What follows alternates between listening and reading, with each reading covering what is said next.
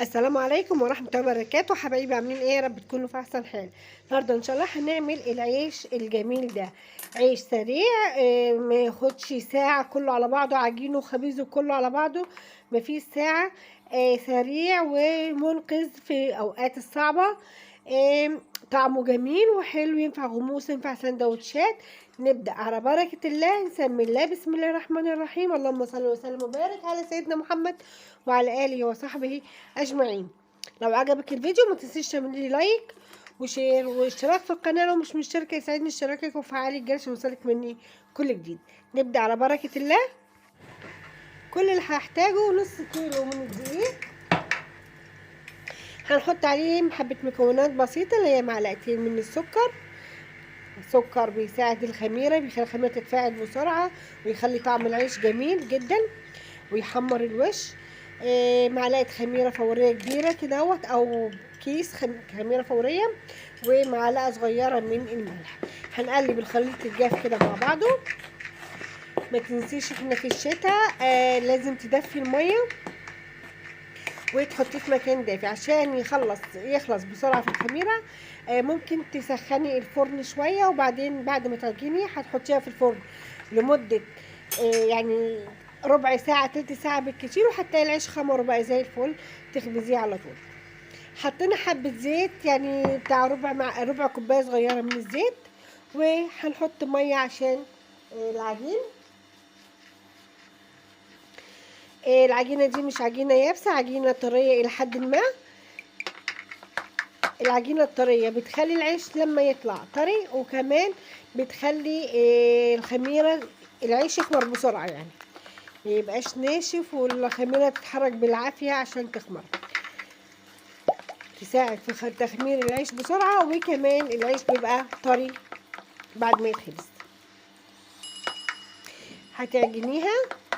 بصي، هي مش زي ما قلتلك مش عجينة يابسة، عجينة بالشكل ده. هتعجنيها لمدة كويسة كده، لمدة 10 دقايق، وبعدين هتسيبيها تغطيها وتسيبيها في مكان دافي. انا حطيتها في فرن البوتاجاز بعد ما سخنته دقيقتين كده اهوت، وطفيت عليه وحطيت. ما اخدتش وقت كتير، يعني تقريبا تلت ساعة بالظبط، وكان وكانت خمرت بالشكل ده. هتجيبي بقى الصاج بتاعك بعد ما نزلت العجين. هتجيبي الصاج بتاعك، وانا هعملهم 3 رغيفة، مش هفرشهم في الصاج كله على بعضه، انا هعملهم 3 رغيفة. هتقطعي العجين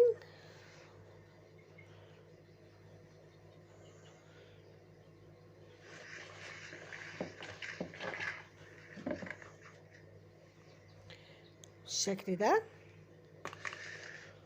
هنجيب صاجة تانية ونحط الرغيف الاخراني.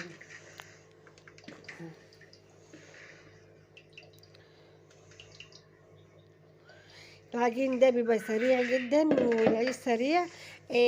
المنقذ في وقت الزنقات، اوقات كده هوت بتبصي تلاقي نفسك ما عندكيش عيش مرة واحدة كده هوت، مفيش ساعة يخلص على طول من عندك على طول. احلى عيش تعمليه لولادك، ينفع كل حاجة، ينفع غموس، ينفع سندوتشات، ينفع كل حاجة.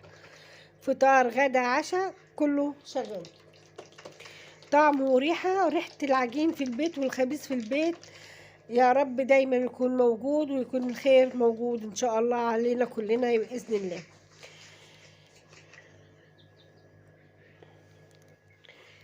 كده بعد ما اتخبز، قعد في الفرن تقريبا تلت ساعة برضو. بقى فوق وتحت، اتخبز من فوق وتحت فله.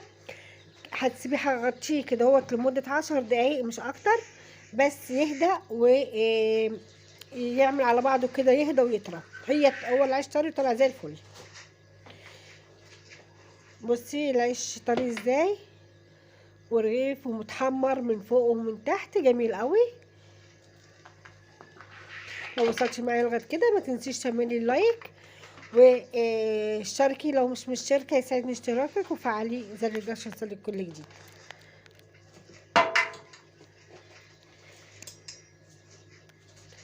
كده اهو العيش بتاعنا خلص. هوريهولك من جوه. بصي طري ازاي ومستوي، ومهما تعفصي فيه بيقب تاني بيرجع زي ما كان. بصي بصي الجمال، وريحة العيش تحفة، ريحة العيش قلب الشقة كلها. كده خلص الفيديو بتاعنا، يا رب يكون عجبك ونال رضاكي. زي ما قلت لك ما تنسينيش في اللايك لو سمحتي عشان الفيديو يترفع. شكرا على المتابعة، والسلام عليكم ورحمة الله وبركاته. إلى اللقاء في فيديو جديد إن شاء الله، في أمان الله. السلام عليكم.